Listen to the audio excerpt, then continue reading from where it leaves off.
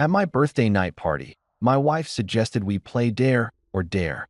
She let my friend slip his hand under her skirt under the disguise of a game.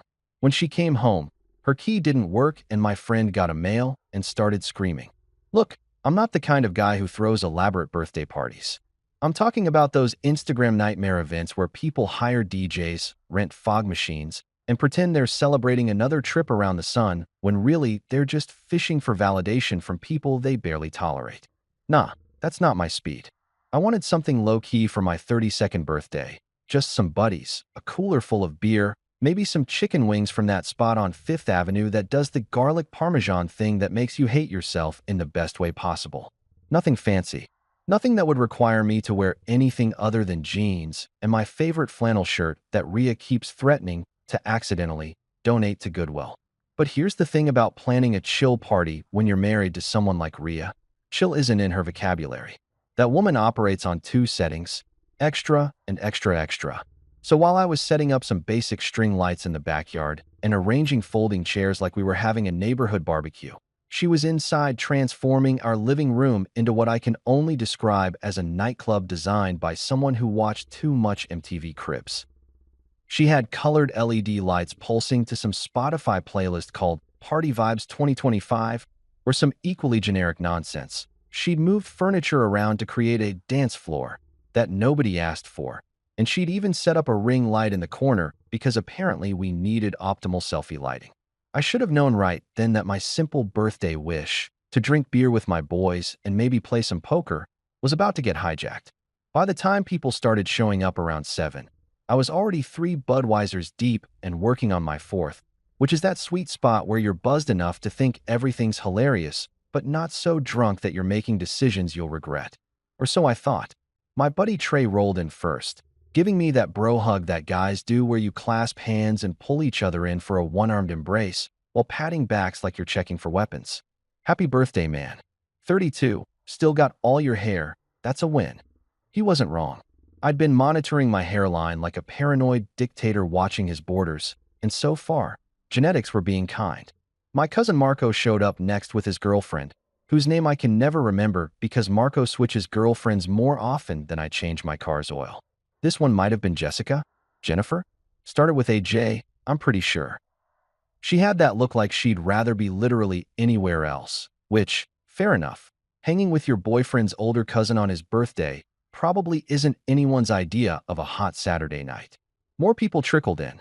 Coworkers, some college friends I barely kept in touch with except for the occasional happy birthday comment on Facebook, and Rhea's sister Vanessa, who always looked at me like I was something stuck to the bottom of her designer shoe.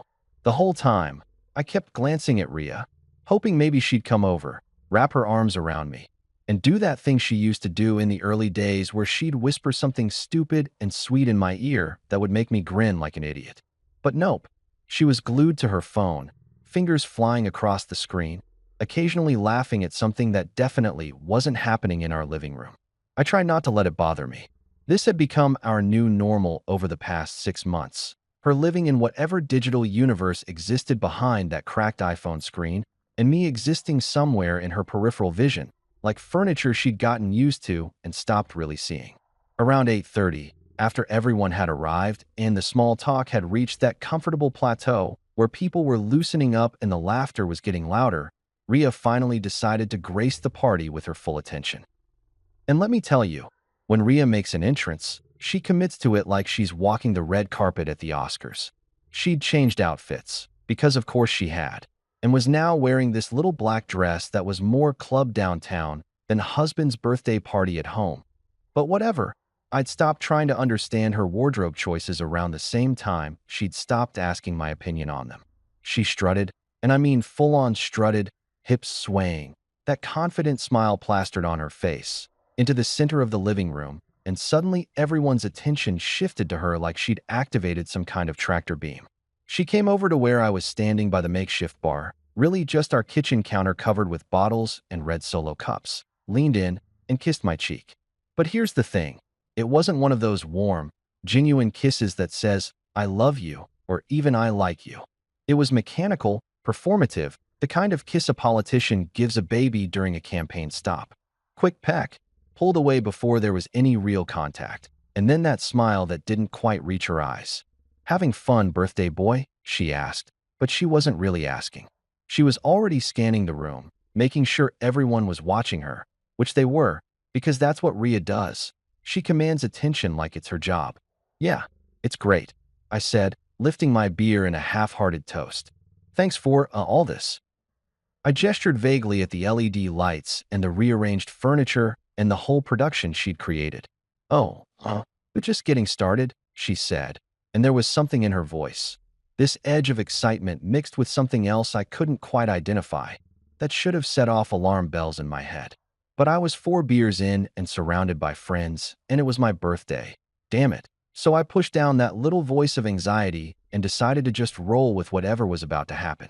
Rhea clapped her hands together, the sharp sound cutting through the music and conversations. "Okay, everyone, gather round. We're going to play a game."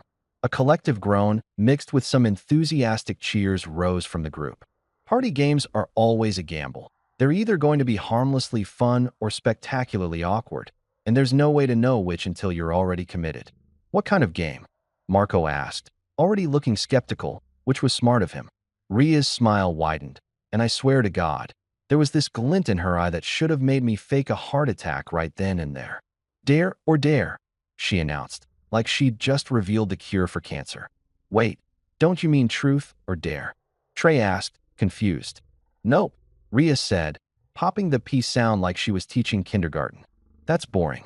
We're doing dare or dare. Everyone picks a dare, and you have to do it. No backing out, no wimping out, no truth option. Just pure dares." Now, I want you to understand something about this moment. There's a reason that every horror movie starts with someone saying, "Hey, let's do this thing that's obviously a terrible idea." Because humans, despite thousands of years of evolution, still haven't developed the instinct to recognize when we're about to walk straight into disaster. And standing there in my living room, slightly drunk on cheap beer, surrounded by people who were already laughing and cheering at Rhea's suggestion, I had a choice. I could have been the boring husband who shut it down, who said, "Actually, let's just play poker like I originally planned," who prioritized common sense over entertainment. But I didn't, because somewhere in my beer-soaked brain, I thought maybe this would be fun. Maybe this would be one of those stories we'd laugh about later. Remember that time at your birthday when Marco had to do that ridiculous dare? Maybe, just maybe, Rhea had planned this as a way to actually engage with the party, with me, with our life together, instead of with her phone screen. "All right," I said, raising my beer bottle. "Let's do it. Dare or dare. What could possibly go wrong?" "Oh, pass me." Sweet, naive, slightly intoxicated past me. "If only you knew that you'd just agreed to the opening act of your marriage's demolition derby. If only you'd recognize that sometimes when your wife suggests a game with that particular smile on her face, she's not trying to add fun to the party. She's trying to blow up your entire life while everyone watches." But I didn't know that yet. So I smiled, I drank my beer, and I waited for the dares to begin, completely unaware that I was about to discover exactly how much damage 5 seconds can do to a decade of marriage. So we all settled into this game like a bunch of college kids who never grew up, which, let's be honest, is exactly what we were. Rhea grabbed an empty wine bottle from the counter, because apparently we were also adding spin the bottle elements to this disaster, and set it down on the coffee table that she'd shoved against the wall to make room for her imaginary dance floor. Everyone formed this loose circle on the floor and the couch, and I squeezed myself onto the armrest because my 32-year-old knees weren't about to forgive me for sitting cross-legged on hardwood for the next hour. The first spin landed on Trey, and Rhea, acting as the self-appointed game master of this circus, tapped her chin like she was contemplating something really profound, like world peace or the meaning of life, when really she was just trying to figure out how to embarrass my best friend since high school. "Okay, Trey," she said, dragging out his name like a game show host about to reveal a prize. "I dare you to sing Barbie Girl in the worst British accent you can manage. Full performance. I want hand gestures. I want commitment. I want to feel like I'm watching a really terrible West End production." Trey, to his credit, didn't even hesitate. He jumped up, put his hand on his hip, and launched into this absolutely horrific rendition of "I'm a Barbie Girl in a Barbie World" that sounded less like a British accent and more like someone having a stroke while impersonating the Queen. He was doing these ridiculous poses, flipping his imaginary hair, and by the time he got to life in plastic, it's fantastic, everyone was dying laughing. Like, genuinely losing it. Marco was wiping tears from his eyes. Vanessa was actually smiling for once in her perpetually judgmental life, and even I had to admit it was pretty damn funny. This was the kind of harmless, stupid fun I'd been hoping for. Everyone embarrassing themselves equally, no hard feelings, just good memories, and maybe some blackmail footage for future birthdays. The bottle spun again, landed on Marco, and Ria gave him a dare to do 10 push-ups right there in the middle of the living room while reciting the alphabet backwards. He made it to about the letter S before his arms gave out and he face-planted onto our area rug, which sent another wave of laughter through the room. His girlfriend, whose name I still couldn't remember, helped him up, and he was grinning like an idiot, flexing his arms like he'd just won Mr. Olympia instead of failing at basic exercise. See, this was fine. This was fun. This was exactly the kind of stupid adult entertainment that made you forget about your mortgage and your boring office job and the fact that your marriage had become more roommate situation than romantic partnership. I was actually starting to relax, thinking maybe Ria had actually planned something cool for once. Maybe this was her way of trying to inject some life back into our relationship, into our social circle, into the general monotony that had become our existence. The bottle spun again. It went around a few more times. Somebody had to eat a spoonful of hot sauce. Someone else had to call their mom and sing happy birthday, even though it wasn't her birthday. Standard party dare stuff that would be slightly embarrassing in the moment and hilarious in retrospect. I was on my 5th beer now, that perfect level of drunk where everything seems like a good idea and consequences are just theoretical concepts that happen to other people. Then the bottle landed on Trey again. And this is where everything went from fun party game to what the actual hell is happening in my living room right now. Ria leaned forward, and I noticed this change in her expression, like she'd been waiting for this moment, planning for it, and now the opportunity had finally arrived. She had this look in her eyes that I'd seen before, usually right before she did something impulsive that I'd have to deal with the consequences of later. But I was too buzzed and too committed to the vibe of the party to really register what was about to happen. "Trey," she said, and her voice had this edge to it now, this sharpness that cut through the music and the chatter. The room didn't go quiet immediately, but there was this subtle shift in energy, like everyone's subconscious was picking up on something their conscious minds hadn't processed yet. "I've got a really good dare for you." "Oh God," Trey said, laughing nervously. "I don't like that tone. That's the tone my ex-girlfriend used right before she told me we needed to talk." "Don't be dramatic," Ria said, waving her hand dismissively. She was smiling, but it wasn't her normal smile. It was something else, something calculated and sharp and dangerous. "It's simple, really. I dare you to slip your hand under my skirt for 5 seconds. I want you to understand that time actually stopped in that moment. Like, I'm not being dramatic or exaggerating for effect. The actual fabric of reality seemed to pause, like someone had hit the universal pause button and we were all frozen in this moment of absolute what the fuck." The music kept playing, some Calvin Harris song was pumping through the Bluetooth speaker, but nobody heard it. Nobody moved. Nobody breathed. I laughed. Not because it was funny, but because my brain literally couldn't process what had just been said, so it defaulted to this nervous, automatic response that humans do when they're confronted with something so absurd that their cognitive functions just temporarily shut down. It was that kind of laugh that comes out when you're waiting for someone to yell "gotcha," or "just kidding," or literally anything that would indicate that what you just heard wasn't actually what was said. But she didn't say she was kidding. She just sat there, looking at Trey with this expectant expression, like she'd just dared him to do a shot of tequila instead of proposing that he sexually touch my wife in my living room on my birthday while I watched. "Wait, what?" Trey said, and I could see the color draining from his face. He looked at me, then at Ria, then back at me, like he was desperately trying to find the hidden camera or the punchline or any indication that this was some kind of elaborate joke that he wasn't getting. "You heard me," Ria said, and she adjusted her position on the couch, crossing her legs in a way that made her dress ride up slightly. 5 seconds. That's the dare. You gonna chicken out?" The room was still frozen. Marco's mouth was literally hanging open. Vanessa looked like she was watching a car crash in slow motion.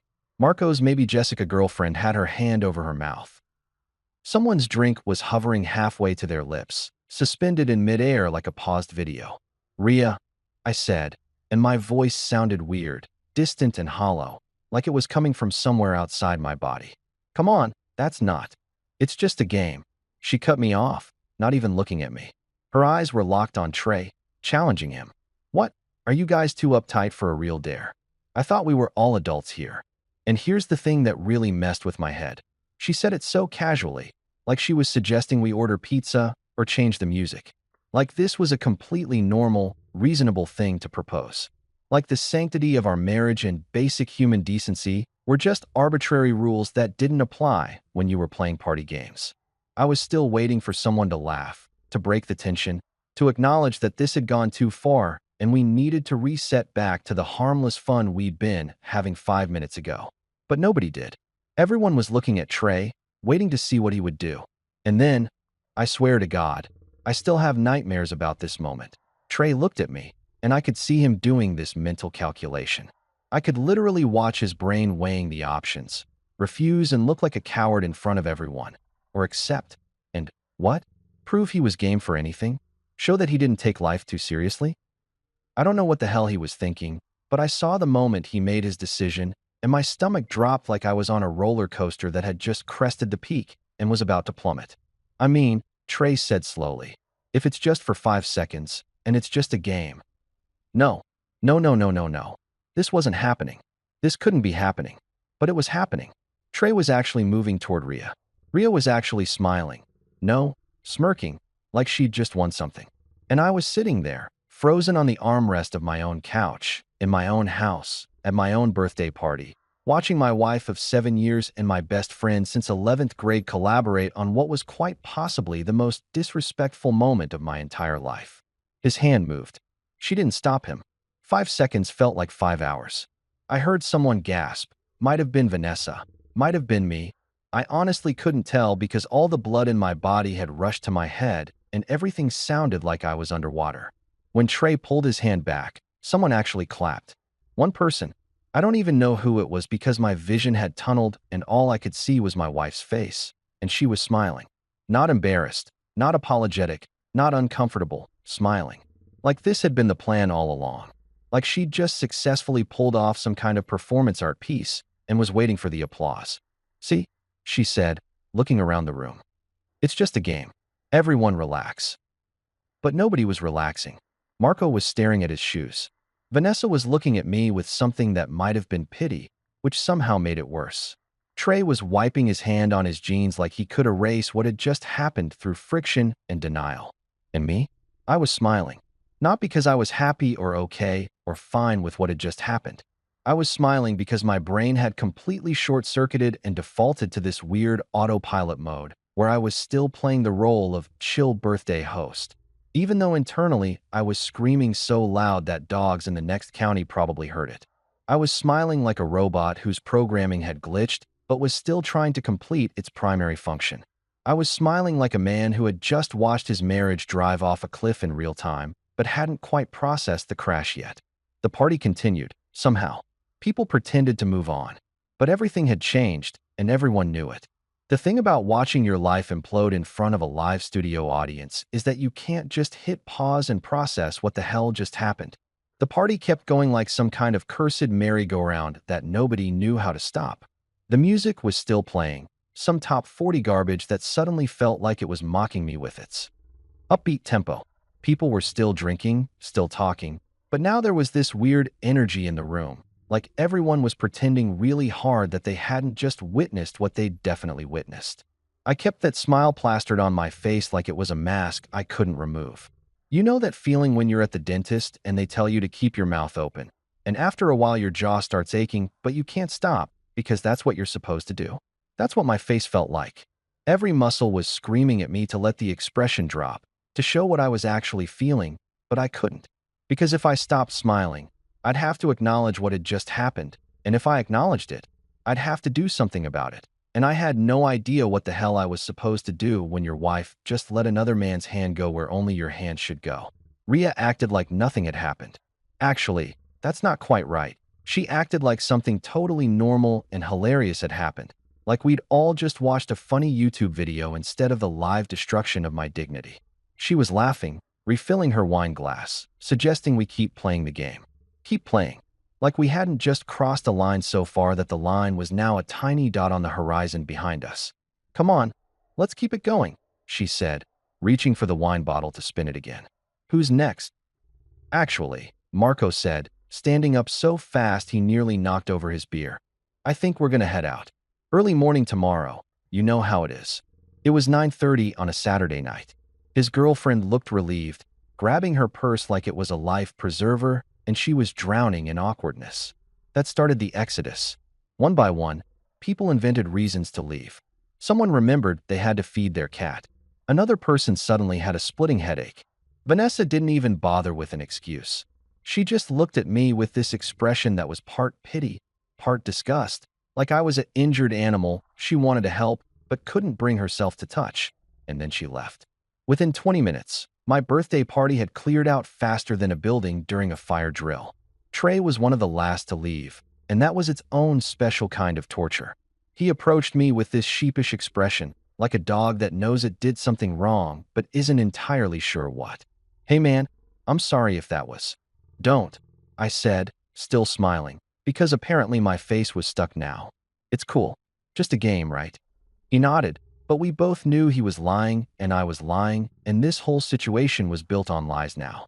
He patted my shoulder, which felt like a violation all its own, considering where that hand had been, and mumbled something about calling me later, which we both knew he wouldn't do. Then it was just me and Rhea in our living room that suddenly felt too big and too small at the same time. The LED lights were still pulsing their stupid colors. Red Solo cups were scattered everywhere like casualties of war. There was a chip crushed into the carpet that I'd have to deal with later, but honestly, a crushed chip felt like the least of my problems right now. Rhea was on her phone again, typing away, probably posting some carefully curated photo from earlier in the night with a caption like, "Best birthday party ever. Hashtag blessed, hashtag love, hashtag good times." Or some other bullshit that would make everyone who'd already left think they'd imagined what had actually happened. That was fun, she said, not looking up from her screen. Everyone seemed to have a good time. I stared at her. Actually stared, waiting for her to acknowledge the elephant in the room, or more accurately, the hand that had been under her skirt in the room. But she just kept scrolling, double-tapping, living in her digital fantasy world where consequences didn't exist and marriages were just props for Instagram content. Rhea, I said, and my voice came out steadier than I expected, which surprised me. What the hell was that? What was what? She finally looked up, and I swear to God, she looked genuinely confused, like I was asking her about quantum physics instead of about the most disrespectful thing that had ever happened in our relationship. The dare. The game. Trey. His hand. Your skirt. Do I need to keep going, or are you getting the picture? She rolled her eyes. Actually rolled them, like I was being unreasonable. Oh my God, don't be so dramatic. It was just a game. Everyone was having fun. Fun. I felt something crack inside my chest, like ice breaking on a frozen lake. You think that was fun? Watching my wife let my best friend touch her in front of everyone. He barely touched me, she said, waving her hand dismissively. It was 5 seconds. You're acting like we had sex on the coffee table. The fact that she was using "we had sex on the coffee table" as her comparison point for behavior that would have been inappropriate told me everything I needed to know about how far apart we'd drifted. When did we get here? When did the woman I married, the one who used to get embarrassed if I held her hand too long in public, turn into someone who thought this kind of stunt was acceptable party entertainment? It's not about how long it was, I said, trying to keep my voice level even though I wanted to scream. It's about respect. It's about boundaries. It's about the fact that you thought it was okay to do that, in front of everyone, on my birthday. There it is, she said, and there was this edge of triumph in her voice, like she'd been waiting for me to say something specific so she could pounce on it. This is really about your ego, isn't it?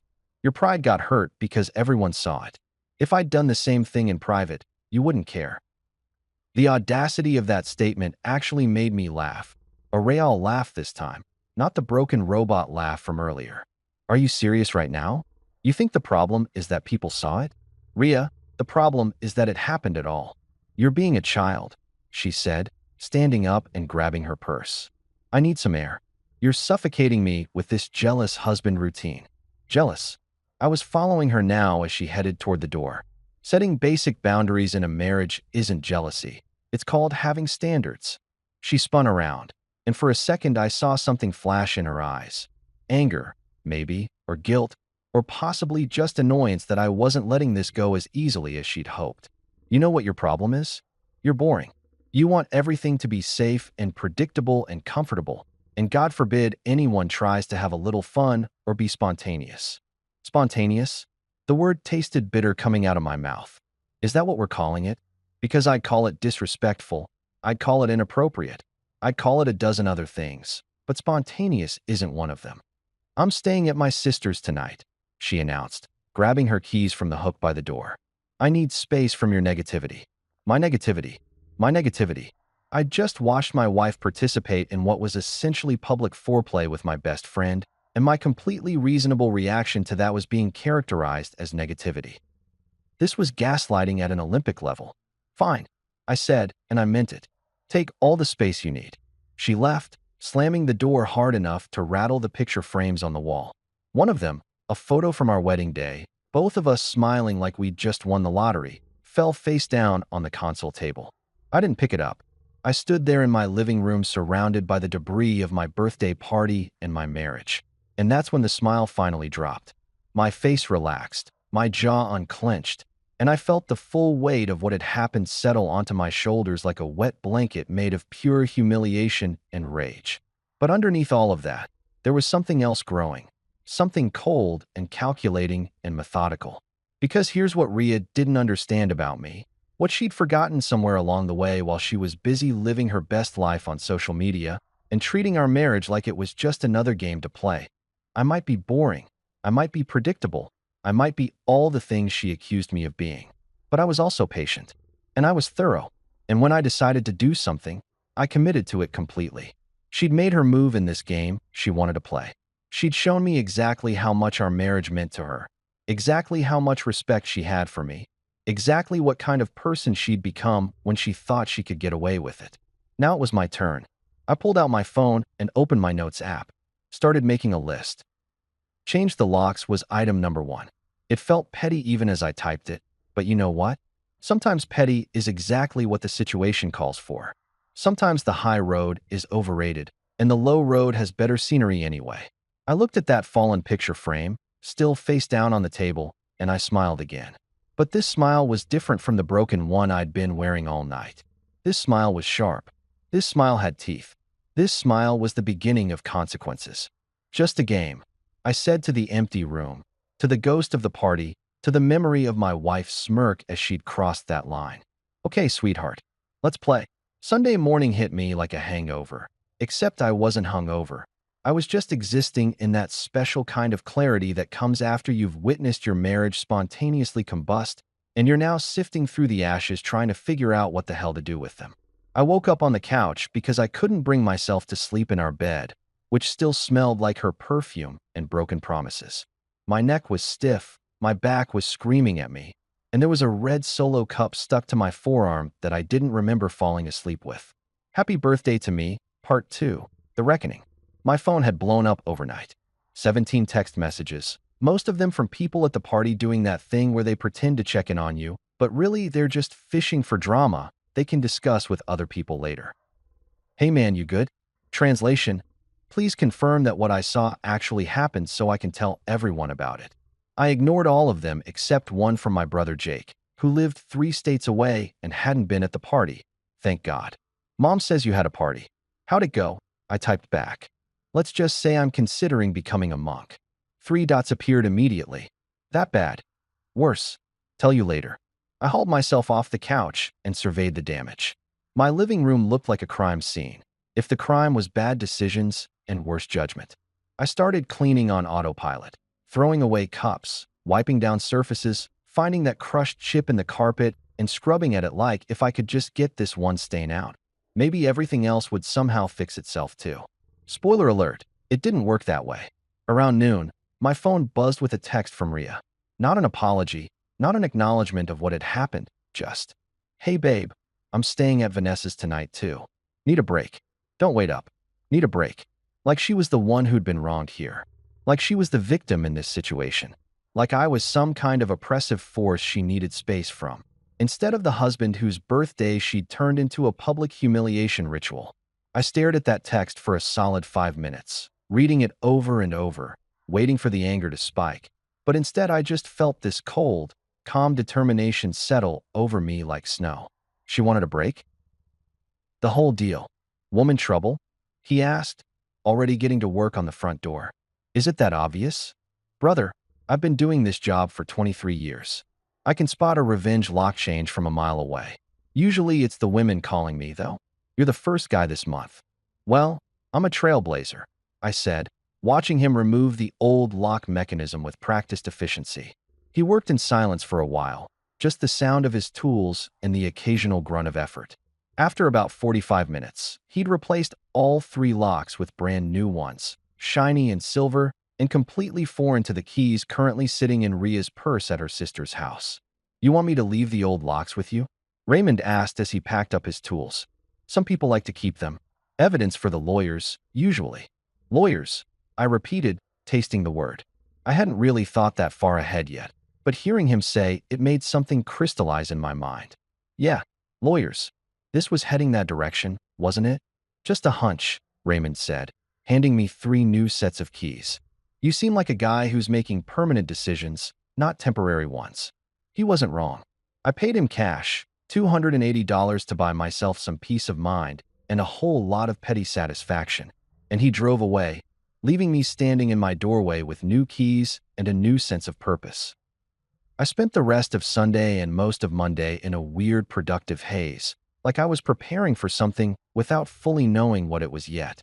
I cleaned the house top to bottom. I organized paperwork. I pulled out our marriage certificate and looked at it. Really looked at it, trying to remember the person I'd been when I signed that thing. Young, optimistic, convinced that love was enough to overcome anything. What a naive idiot. Monday afternoon, I was sitting at my home office desk. I'd been working remote since the pandemic and never went back to the office full-time, when my phone buzzed with another text from Ria. Coming home tonight. Need to grab some things. Should be there around 7. No, can I come by? No. Is that okay? Just a statement of fact, like she still had unlimited access to come and go as she pleased. I checked the time, 4:47 p.m. That gave me just over 2 hours to prepare for what was about to be a very interesting conversation. I didn't respond to her text, just left it on read, which I knew would annoy her because she was one of those people who needed immediate responses to everything, like the world would stop spinning if someone didn't acknowledge her messages within 30 seconds. 7 o'clock came and went. Then 7:15. Finally, around 7:23, I heard it, the sound of a key scraping against the front door lock, trying to find purchase, failing. The scraping got more aggressive, more frustrated. Then came the jiggling, that universal sound of someone trying to force a key into a lock that it no longer belongs to. I stayed where I was, sitting in the living room with a fresh cup of coffee, decaf, because I wasn't a monster, I just wanted to be petty, not unable to sleep, and waited. The jiggling stopped. Then came the knocking. Soft at first, almost polite. Hello? The door's stuck or something. I took a sip of my coffee. The knocking got louder. Seriously, the lock is broken. Can you open the door? Another sip. I was really savoring this coffee. Maybe the best coffee I'd ever had, actually. Then came the pounding, aggressive now, the sound of someone who'd just realized that the lock wasn't broken. It was changed. Are you kidding me right now? Did you change the locks? I stood up, walked to the door, and spoke through it in the calmest voice I could manage. Yeah, I changed them. Part of the house renovation you didn't approve. What house renovation? Open this door right now. Can't do that, sweetheart. See, you said you needed space, so I'm giving you space. All the space you want, actually. It's very spacious out there on the porch. This is MY house too. Her voice was reaching that high-pitched frequency that dogs could probably hear in the next county. Actually, I said, leaning against the door, enjoying this way more than I probably should have. If we're being technical about it, it's my house. Your name isn't on the deed, remember? You never got around to being added. Silence. Then, you're being insane. This is crazy. You can't lock me out of my own home. I just did, though. So clearly I can. And it's not your home. That's kind of my whole point here. More pounding, loud enough that I worried about the neighbors. Except our nearest neighbor was Mrs. Chun, who was like 87 and deaf as a post. So we were probably fine. I need my things. My clothes, my makeup, my laptop. Everything I own is in there. Then you should have thought about that before you decided to play Wandering Hands with Trey at my birthday party. Huh? I could hear her breathing hard through the door, could imagine her face getting red the way it did when she was really angry. That vein in her forehead popping out like it was trying to escape. Let me in right now, or I'm calling the cops. Go ahead, I said cheerfully. Tell them your husband locked you out of his house after you publicly humiliated him. I'm sure they'll be very sympathetic. Maybe they'll even want to see the security footage from the backyard Ring camera. You remember that camera, right? The one that has a perfect view of the living room window. Another silence, longer this time. I could practically hear her brain recalculating, reassessing, trying to figure out her next move. You're recording this? Her voice had changed now, less angry, more careful. I'm not recording anything right now. But the camera definitely caught some interesting party moments. Real spontaneous stuff, very authentic content. The silence that followed my little revelation about the Ring camera was absolutely delicious. I could hear Ria's breathing through the door, and I imagined her standing there doing that thing she did when she was trying to process information that didn't fit her narrative, biting her bottom lip, eyes darting around like the answer to her problems was written somewhere in the air. The Ring camera had been my idea 6 months ago after our neighbor 2 houses down got their packages stolen. Ria had complained about the cost, said it was unnecessary, that I was being paranoid again. Funny how paranoia looks a lot like preparation when things go sideways. You wouldn't, she finally said, but her voice had lost that aggressive edge. Now she sounded uncertain, which was a nice change from her usual bulletproof confidence. Wouldn't what? Keep security footage from my own house. Pretty sure that's not illegal, Ria. In fact, I think it's called being a responsible homeowner. You're bluffing. The camera points at the backyard. Yeah, and the backyard has a big, beautiful window that looks directly into the living room. You know, the living room where we had the party, where you decided to audition for the Real Housewives of Terrible Decisions. More silence. I was winning, and we both knew it. The balance of power in our relationship had always been weird. She was the bold one, the outgoing one, the one who made demands and expected them to be met. I was the steady one, the reliable one, the one who went along to keep the peace. But going along to keep the peace only works if there's peace to keep, and she'd napalmed that concept straight to hell on Saturday night. I want to see it, she said finally. The footage. I don't believe you. Don't really care what you believe, honestly. But I'll tell you what, you've got 2 options here. Option 1. You can stand on that porch all night making a scene that'll give Mrs. Chun something to talk about at her next book club, assuming she can hear you. Option 2. You can go back to Vanessa's, think about your choices, and we can have a conversation about this like adults. Your call. I heard her kick the door, not hard enough to damage it, but hard enough to make her point. This isn't over. Oh, I know it's not. It's barely started, sweetheart. Her footsteps retreated down the porch stairs, angry stomps that got quieter until I heard her car door slam and her engine start. I waited until I heard her peel out of the driveway, really laying on that gas pedal, probably left skid marks, before I moved away from the door. My coffee had gone cold, but I drank it anyway, staring at my laptop on the kitchen counter. The Ring camera footage was backed up to the cloud automatically, password protected, and absolutely real. I pulled it up on my laptop, scrubbing through Saturday night's timeline until I found the relevant section. There it was, crystal clear through that living room window. Ria making her dare, Trey's hand moving. The whole sordid scene captured in glorious 1080p HD. I sat there watching it 3 times, and each time I felt something different. First time, disbelief, like surely this wasn't my life, surely this was someone else's disaster. Second time, anger, hot and sharp, making my jaw clench. Third time, cold calculation, because anger without action is just noise, and I was done making noise. Trey, my supposed best friend since we were 16, sitting in geometry class making jokes about Mr. Peterson's toupee. We'd gone to the same college, been in each other's weddings, had done that whole brotherhood thing that guys do when they're too emotionally stunted to just say, I care about you.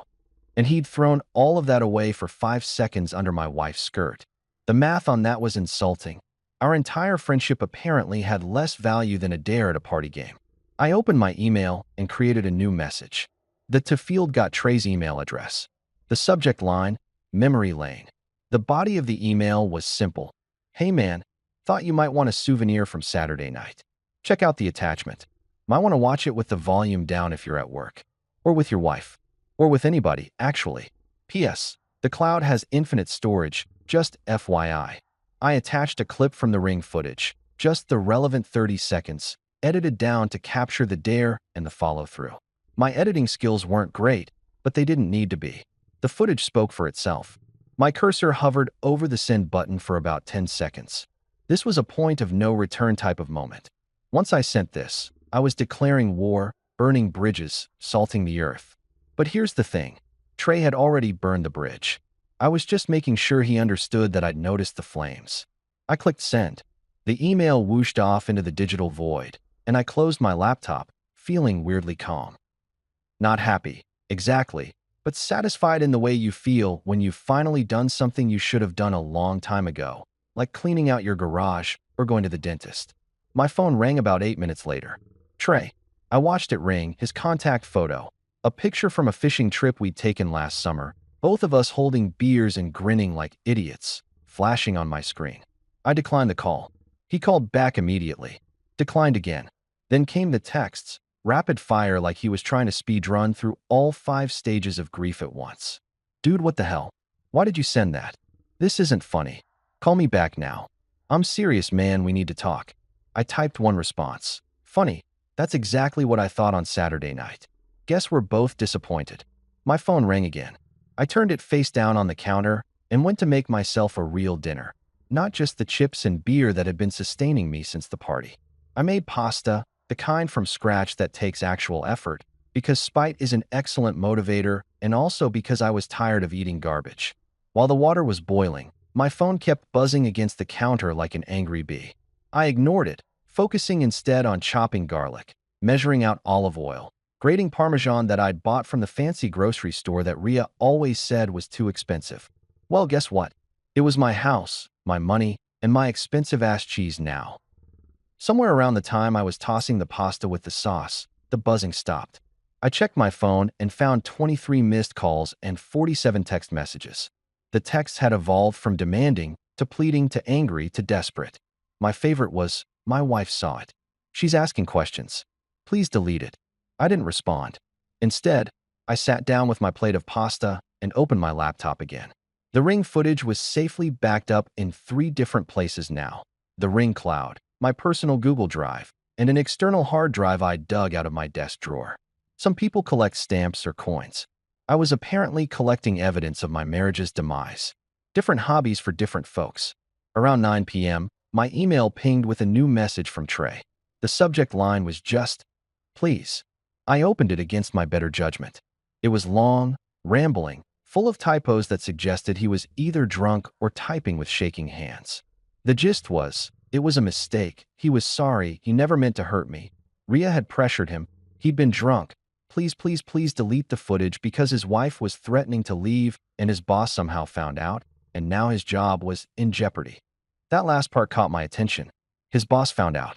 That meant he'd opened my email at work, which was exactly what I'd hoped for but hadn't actually expected. I'd figured he'd be smart enough to wait until he got home, but apparently panic makes people stupid. Or maybe he was already stupid and I'd just been too loyal to notice for the past 16 years. I crafted my response carefully, redrafting it 3 times before I got the tone right. Trey, thanks for your email. A few thoughts. 1. You should have thought about consequences before playing hands-on Jenga with another man's wife. 2. Your wife deserves to know the truth. 3. Your boss clearly has good judgment. 4. The footage stays exactly where it is. 5. Lose my number. Don't email, don't text, don't send a carrier pigeon. We're done. Your former friend. Send. I finished my pasta, which was genuinely delicious. The expensive cheese was absolutely worth it. And then did something I hadn't done in months. I slept soundly. No tossing, no turning, no waking up at 3 a.m. wondering if I'd overreacted or been too harsh. I slept like a man who'd finally stopped carrying something heavy and didn't miss the weight at all. Tuesday morning brought new developments. My phone had mercifully stayed quiet overnight. Apparently, Trey had finally gotten the message, literally and figuratively. But Ria was a different story. She'd sent me 17 texts between midnight and 6 a.m., an escalating series of demands, threats, and eventually what might have been attempts at manipulation disguised as vulnerability. We need to talk about this like adults. You can't just lock me out forever. I have rights. This is abuse. I'll get a lawyer. Please, can we just talk? I miss you. I miss home. I'm sorry, okay? I'm sorry. Just let me come get my things at least. That last one gave me an idea. I typed back, fine. You can come get your things. Thursday at 2 p.m. You have 1 hour. I'll be here to supervise. Don't be late. Her response came within seconds. Thank you. I knew you'd be reasonable. Reasonable.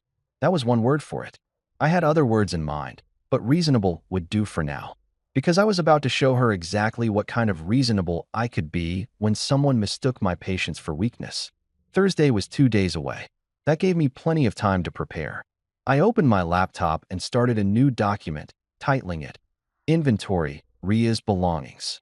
If she wanted her things, she'd get her things. Every single item that belonged to her, carefully documented, photographed, and ready for removal. Nothing of mine would leave with her. Not my dignity, not my self-respect, and definitely not my expensive cheese. Thursday arrived with the kind of weather that felt almost prophetic, overcast, humid, the kind of day where the air feels thick enough to chew. I'd spent Tuesday and Wednesday in a productive rage spiral, documenting every single item in the house that belonged to Ria. Turns out when you've been married for 7 years, your stuff gets mixed together like some kind of domestic smoothie, and separating it requires the organizational skills of a military logistics officer and the pettiness of a reality TV villain. Lucky for me, I had both in spades right now. I'd created a spreadsheet, color-coded, cross-referenced, with photos. Her clothes, 17 garbage bags, neatly packed and labeled by category. Work clothes, casual wear, shoes, accessories, that weird collection of scarves she'd bought and never worn. Her toiletries, 3 boxes, organized by type. Her books, her decorative pillows that I'd always hated, her essential oil diffuser that made the house smell like a hippie yoga studio, her collection of wine glasses with stupid inspirational quotes on them. Boss babe, wine o'clock, slay all day. All of it packed up and ready to go. The living room looked like a warehouse. I'd arranged everything in neat rows, creating aisles between the bags and boxes like I was running some kind of divorce department store. Each item had a little sticky note with its corresponding spreadsheet number. Was this excessive? Absolutely. Was I enjoying it? More than I'd enjoyed anything in months. At 1:45 p.m., I made myself a sandwich, turkey, Swiss, little bit of mustard, because I was going to need my energy for whatever was about to happen. I ate it standing at the kitchen counter, watching the driveway through the window, waiting for the inevitable. Ria's car pulled up at exactly 2:03 p.m., which meant she was late, but not fashionably late, just regular late, which was her standard operating procedure. She'd never been on time for anything in her life. Not our wedding, not job interviews, not even her own mother's birthday dinners. It was like she believed time was a suggestion rather than a concrete thing that other people operated on. She got out of the car, and I noticed she'd dressed for this occasion. Full makeup, hair done, wearing that blue dress she knew I liked, or used to like, back when I cared about things like what she wore. She was trying to look appealing, vulnerable, like if she just looked pretty enough I'd forget about what had happened and let her waltz back into the house and our marriage like nothing had changed. I opened the door before she could knock, keeping the security chain on. Right on time, I said, even though she wasn't. Well, almost. Can I come in? She asked, and her voice had that careful, measured quality that people use when they're trying really hard to seem reasonable. We should talk about this. You've got 1 hour to collect your belongings. The clock starts now. I unlatched the chain and swung the door open wide, revealing the living room behind me. The rows of bags, the stacks of boxes, the meticulously organized chaos of our separation. Her mouth actually fell open. Like, cartoon character, jaw-dropping, full surprised Pikachu face open. What is all this? These are your things. I took the liberty of packing them for you, since you were staying at Vanessa's and I had some free time. You know me, always efficient. I stepped aside, gesturing like a game show host revealing a prize. Everything's labeled and organized. I even made a spreadsheet if you want to verify anything. She walked in slowly, looking around like she'd just entered some kind of alternate dimension. You packed all my stuff? Every last item. Well, except for the things that were gifts from me. Those stayed. My grandfather's money bought them, so technically they're mine. But everything else? All yours. Ready to go. She turned to look at me, and I could see her trying to figure out what play to make here. The pretty dress wasn't working, so she'd need a new strategy. This is insane. You know that, right? This is completely unhinged behavior. Is it? I thought I was being helpful. You wanted your things, I packed your things. I even used the good garbage bags, not the cheap ones that rip. You're welcome, by the way. We need to talk, she said, abandoning the bags and walking toward me with her hands out, like she was approaching a wild animal. Really talk. About what happened, about us, about how you let another man's hand up your skirt at my birthday party? I interrupted, keeping my voice pleasant, almost cheerful. Yeah, I'm good on that conversation, actually. Said everything I needed to say when I changed the locks. It was a stupid game. I already apologized. Her voice was rising now, that careful control starting to crack. Actually, you didn't apologize. You told me I was being dramatic, then you left. That's not an apology, that's a dismissal. But hey, who's keeping track? I gestured to the bags again. Clock's ticking. 53 minutes left. She stared at me like she was seeing me for the first time, or maybe like she was realizing that the person she'd been married to for 7 years wasn't going to roll over and forgive this particular transgression. I don't understand what's happening right now. This isn't you. You don't do things like this. You're right, I said, and I meant it. The old me didn't do things like this. The old me would have swallowed it, made excuses for you, convinced myself that it wasn't that bad, that I was overreacting, that I should be grateful you came home at all. But that guy? He died on Saturday night. This is the new me, and the new me has significantly less tolerance for disrespect. So what? You're just going to throw away 7 years of marriage over one mistake. One mistake. I laughed, and it echoed in the emptiness of the living room. Ria, this wasn't a mistake. Mistakes are accidental. You didn't accidentally dare Trey to touch you. You didn't accidentally smile while he did it. You didn't accidentally dismiss my feelings afterward. Those were all choices. Deliberate, conscious choices. And now I'm making mine. Her eyes were getting shiny now, tears forming, and I knew this phase of the performance. The crying, the vulnerability, the look what you're doing to me act. I'd seen it before, usually when she wanted something or when she'd been caught doing something she shouldn't have been doing. Please, she said, and her voice cracked perfectly like she'd rehearsed it. Please don't do this. I love you. I know I screwed up, but we can fix this. We can go to counseling. We can. Counseling. The word came out sharper than I intended. You want to sit in some therapist's office and explain to a third party why you thought it was appropriate to turn our marriage into performance art?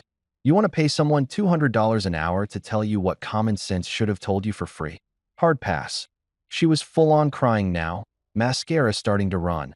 The waterproof stuff she usually wore was apparently not in play today. You're being cruel. This isn't fair. Fair. I felt something hot flare in my chest. You want to talk about fair?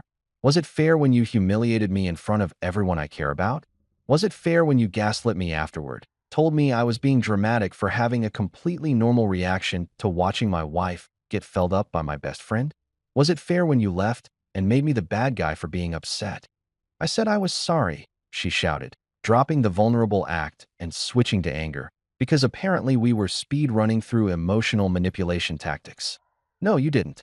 You literally never said those words. You said, don't be dramatic. You said it was just a game. You said you're being a child, but you never once said, I'm sorry. I crossed a line. I disrespected you and our marriage. Not once. She opened her mouth, closed it, opened it again like a fish gasping for air. Because I was right, and she knew it, and she was realizing that her usual tactics weren't going to work this time.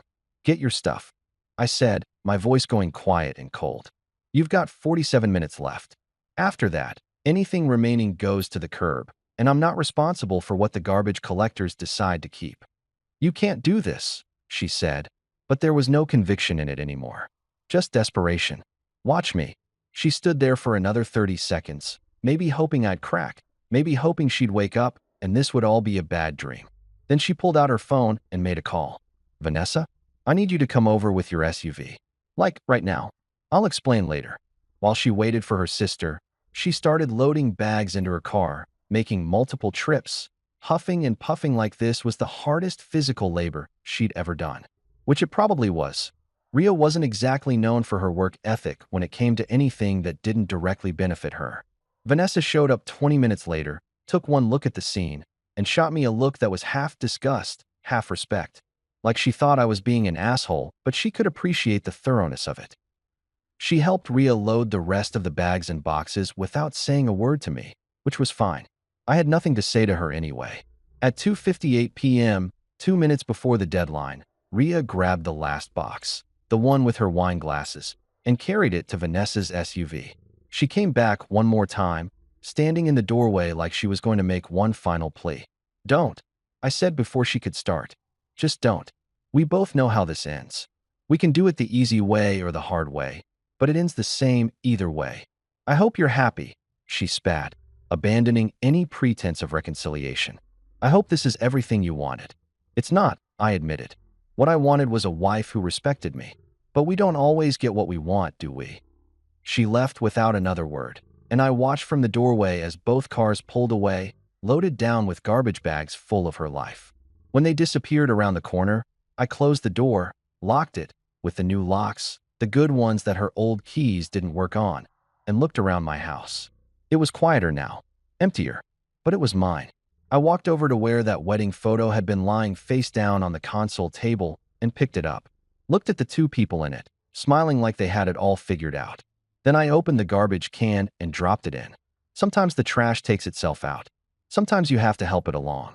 The fallout from Thursday's Great Purge was immediate and spectacular. By Friday morning, the group chat that I'd been part of since college, creatively named The Boys because we peaked in our creativity around sophomore year and never recovered, was absolutely losing its mind. I woke up to 127 unread messages, which was more activity than that chat had seen in the last 6 months combined. Usually it was just the occasional meme, someone sharing a funny video, or Marco asking if anyone wanted to grab beers, which nobody ever did, because we were all too tired and too old and too busy pretending to be responsible adults. But today it was chaos. I scrolled up to where the explosion had started, around 11 p.m. the night before. Trey had apparently decided that since his life was already in shambles, he might as well drag everyone else into his misery. Trey, guys, we need to talk about what's happening with the birthday situation. Marco, bro, it's 11 p.m. What situation? Trey, the thing with Ria and the dare. It's gotten way out of hand. He changed the locks, packed all her stuff, and he sent footage to my work email. Jake, my brother, added to the chat after he moved back from Denver. LMAO, he did what? Trey, it's not funny, man. My boss saw it. My wife saw it. He's trying to ruin my life over a stupid game. That's where the chat really took off. People who I hadn't heard from in years suddenly had opinions. Strong opinions. About my marriage, my reaction, my character, my entire existence. Brandon, guy I played intramural soccer with in 2015.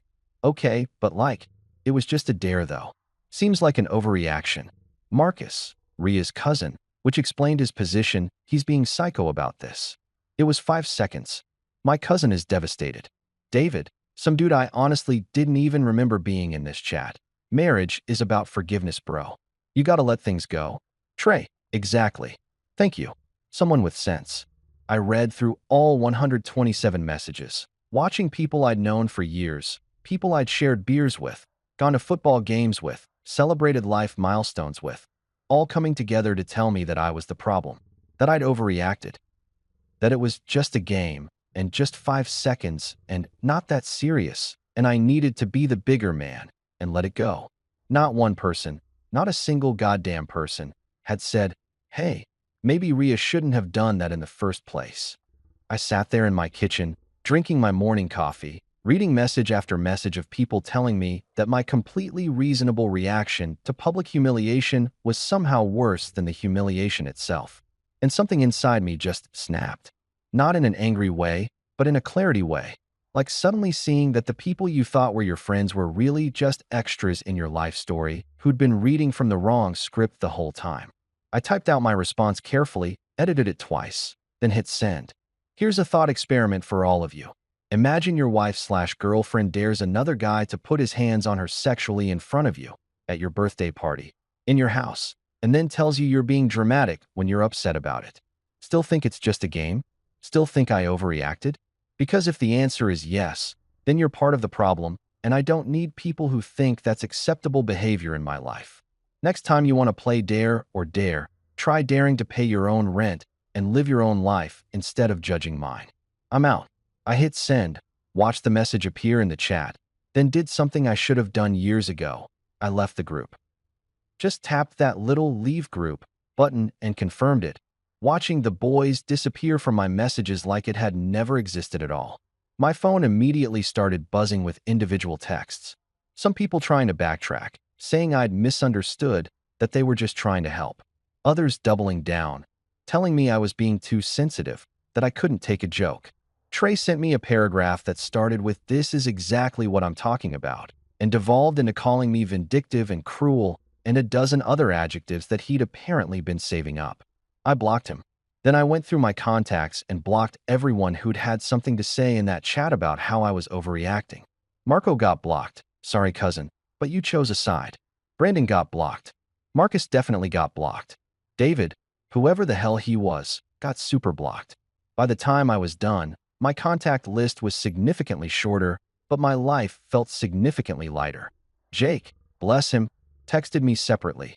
That was the most badass thing I've ever seen you do. Mom's gonna hear about this, though. Aunt Linda is already calling her. Of course Aunt Linda was calling.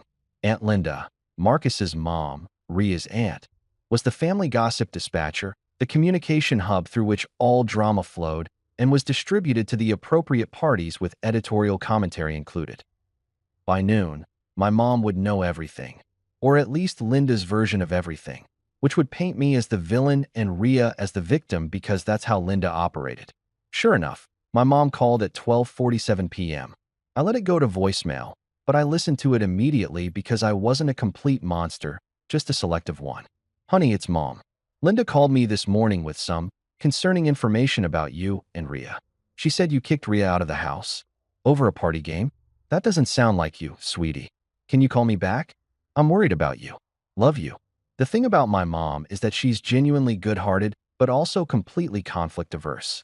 She would absolutely want me to forgive Ria, go to counseling, work it out, because that's what her generation did. They stuck it out. They made it work.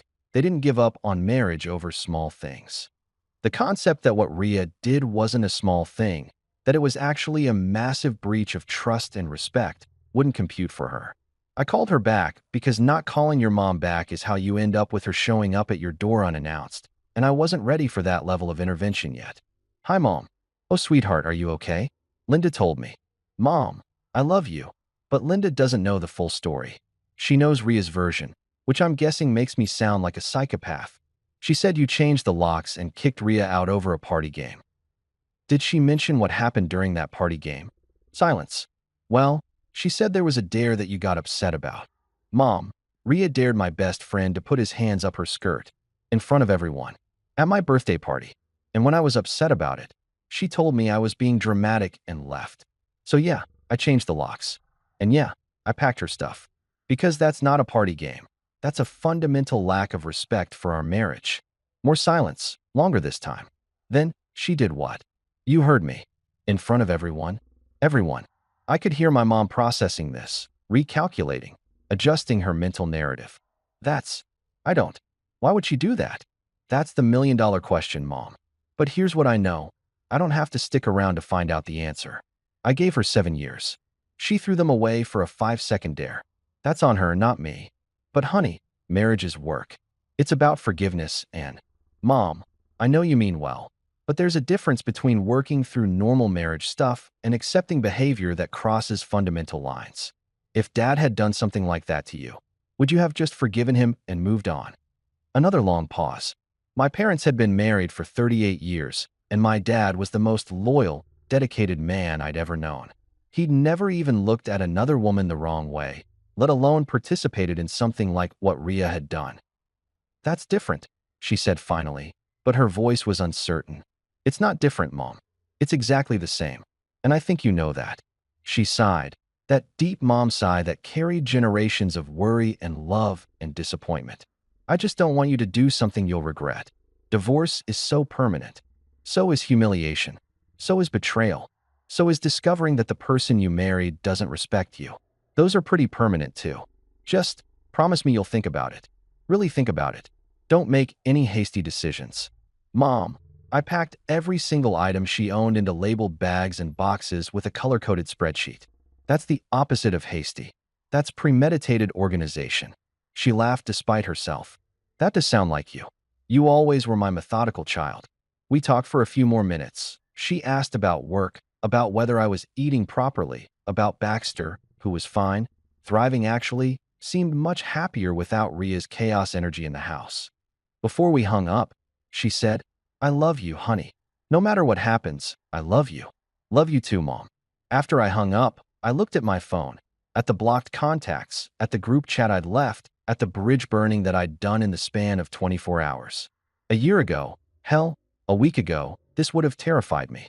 The idea of cutting people off, of choosing myself over keeping the peace, of standing firm instead of bending to maintain relationships.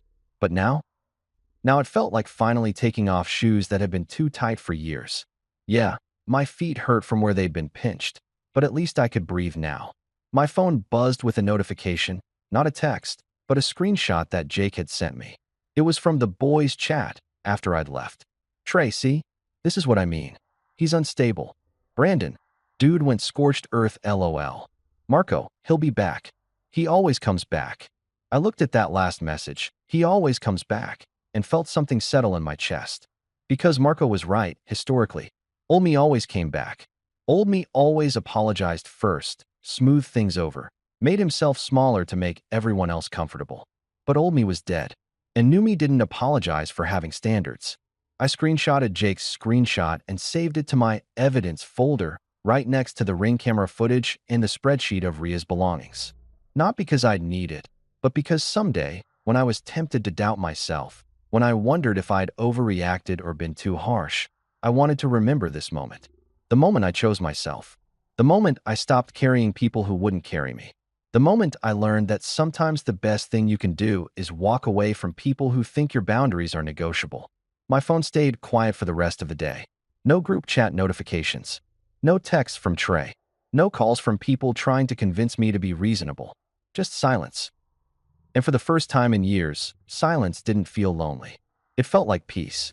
Monday morning came with the kind of artificial cheerfulness that only a corporate office can produce. Fluorescent lights humming their monotonous song, the smell of burnt coffee from the break room, and the sound of keyboards clicking in that rhythmic pattern that makes you wonder if this is really what humans evolved for.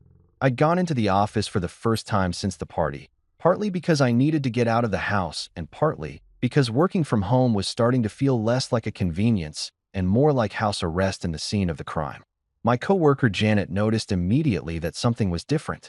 Janet was one of those people who had a PhD in reading people's energy, probably from the same university that handed out degrees in being overly perceptive about coworkers' personal lives.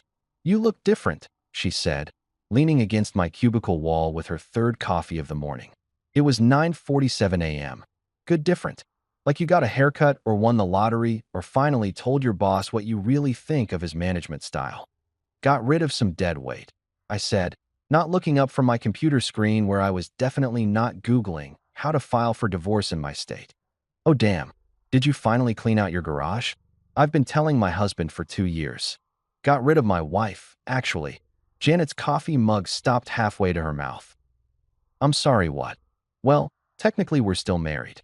But she's out of the house. I've got a lawyer consult scheduled for Wednesday, and I'm pretty sure by this time next year I'll be single and significantly happier. Holy shit. She set her coffee down and pulled up a chair, settling in like I'd just announced the premiere of her favorite show's new season. What happened? Wait, is this about that birthday party?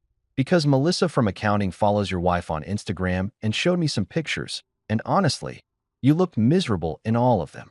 Of course, Melissa from accounting followed Ria on Instagram. Of course, Ria had posted carefully curated photos that made everything look perfect while our marriage was actively imploding in the background. That was Ria's specialty, making everything look good for the algorithm while reality burned down around her. Yeah, the party happened. Some other stuff happened at the party. And now we're getting divorced. That's the condensed version. Janet studied me for a moment, and I could see her doing that thing where she was trying to figure out if I needed sympathy or space or a detailed interrogation. You want to talk about it? Not really. But thanks. You need anything? I'm serious. I've been divorced twice.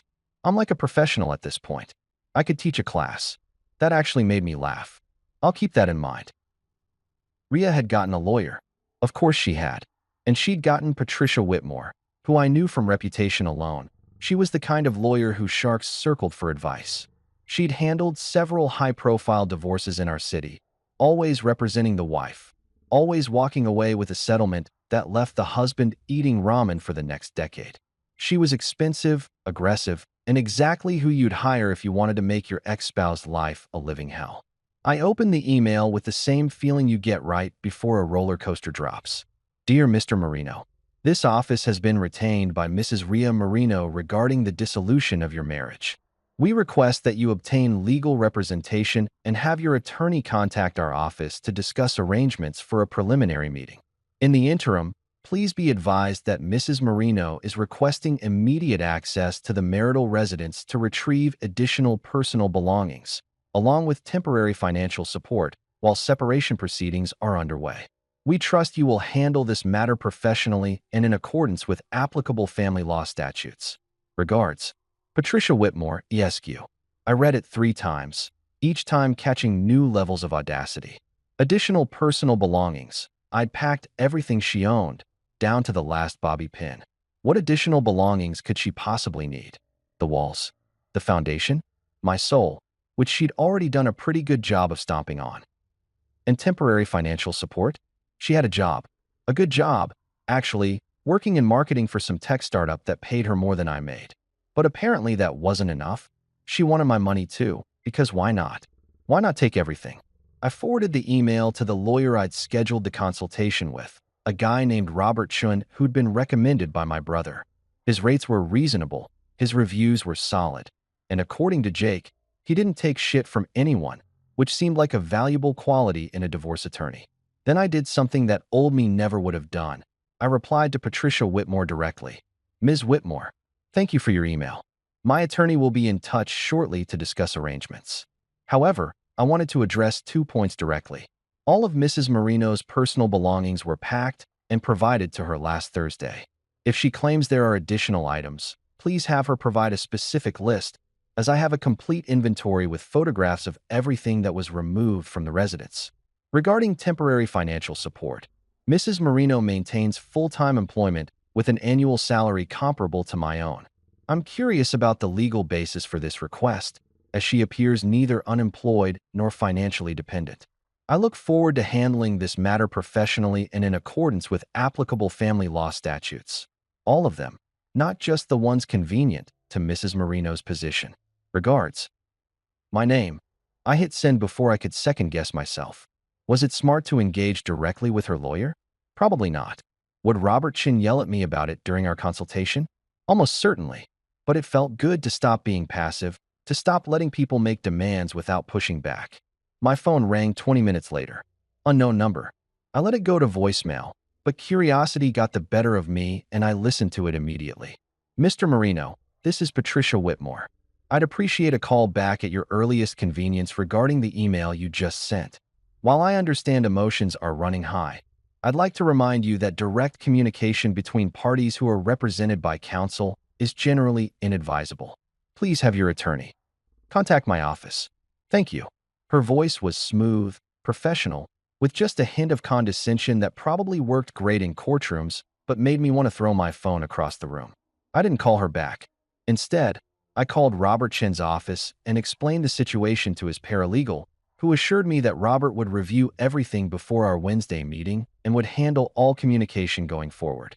That evening, I came home to find Ria's car parked on the street in front of my house. Not in the driveway. She'd learned that lesson, but close enough to be obvious. She was sitting in the driver's seat, and when she saw me pull in, she got out. She'd brought backup this time. Vanessa was in the passenger seat, and some guy I didn't recognize was in the back. Probably one of her friends, or maybe her new lawyer had sent a witness. Smart move, actually. I had to give her credit for learning. "We need to talk," Ria called out as I got out of my car. She was wearing jeans and a sweatshirt, no makeup. I'm just a regular person going through a hard time. Look, that was probably strategic as hell. "We have lawyers for that now," I said, grabbing my briefcase from the back seat. "Have Patricia call Robert. They can schedule something. Don't be like this. Can we please just talk? Like adults? Without all the lawyers and the drama?" I stopped walking and turned to face her. "You want to talk like adults? Okay, here's some adult talk. You violated our marriage in front of everyone I care about. You showed zero remorse. You left and expected me to just get over it. And now you're trying to take money from me through your scary lawyer while pretending to be the victim. That about cover it." The guy in the back seat got out, tall, muscular, probably supposed to be intimidating. "Hey man, there's no need to be aggressive." "Who the hell are you?" I asked, genuinely curious. "I'm Brian, Ria's friend. I'm just here to make sure this stays civil." "Brian, my guy, I appreciate your dedication to friendship or whatever this is, but this is a private property dispute between married people. You're technically trespassing. So unless you want to be featured in my next Ring Camera compilation, I'd suggest you get back in the car." Brian looked at Ria, who nodded, and he retreated back to the vehicle like a trained guard dog. Vanessa stayed in the passenger seat, watching through the windshield with her phone out, probably recording in case I did something she could use against me later. "I just want to come to an agreement," Ria said, and her voice had that pleading quality again. "Without all this fighting, can't we just split things fairly and move on?" "Define fairly," I said, "because from where I'm standing, fair would be you taking your stuff, which you already did, and us going our separate ways. But apparently fair to you means getting a predatory lawyer and asking for my money when you make just as much as I do." "The house is half mine," she said, and there it was. The real reason she was here. Not to reconcile, not to apologize, but to stake her claim to the asset she'd never been legally entitled to in the first place. "The house has your name nowhere on it," I corrected. "The house was purchased with my inheritance money. The house is mine. Your lawyer knows this, which is probably why she's going for the financial support angle instead." "That's not fair. I lived here too. I contributed." "You contributed what exactly?" "Chaos. Stress. A public humiliation that's probably going to be the punchline of every family gathering for the next decade." She flinched like I'd slapped her, and part of me, a very small part that still remembered loving her, felt bad. But the larger part, the part that was tired of being the one who bent and apologized and made himself smaller, stayed firm. "Have your lawyer call mine," I said again. "Wednesday. That's 3 days away. We can both survive 3 days without having this conversation on my lawn." I walked past her to my front door, unlocked it with my new keys, and went inside without looking back. Wednesday came and went in a blur of legal consultations and strategic planning that made me feel less like a person and more like a chess piece in a game I never wanted to play. Robert Chin turned out to be exactly what I needed. Methodical, unimpressed by theatrics, and possessed of a dry sense of humor that made discussing asset division almost bearable. He'd reviewed everything. The ring footage, the email chain with Trey, the inventory spreadsheet of Ria's belongings that he'd called impressively petty and legally useful. "The house is yours, no question," he'd said, tapping his pen against the property deed. "Her lawyer can argue all she wants, but your name's on it, bought with your inheritance, and she's got no legal claim. The financial support request is laughable given her salary.